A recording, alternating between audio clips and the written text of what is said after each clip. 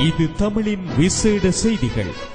ஸ்ரீலங்காவின் அதிபர் மகிந்த ராஜபக்ஷ இன்று கொடூரமான முறையில் கொல்லப்பட்டுள்ளார். இவர் இன்று பிற்பகல் 9 மணியளவில் எல்லாளன் படையின் குருசூட்டு தாக்குதலுக்கு இலக்காகி கொல்லப்பட்டுள்ளார். கடந்த தினத்தன்று தனது தாய்மண்ணை முத்தமிடுவதாக கூறி விமான நிலையத்தில் மகிந்த ராஜபக்ஷ முட்டுக்காலில் இருந்து தனது தாய்மண்ணை முத்தமிட்டார்.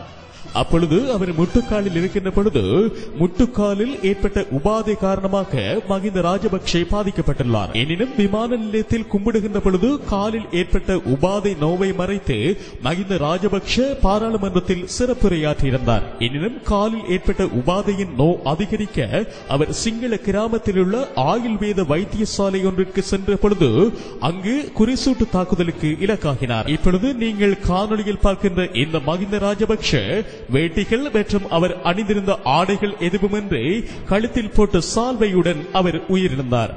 இது விசேட செய்திகள். தொடர்ந்து நமது முக்கியமான செய்திகள் அவ்வப்பொழுது விளம்பரம். தொடர்ந்து மனிதர்கள் உங்கள் தமிழோடு. காமெடி கண்ட்ரியா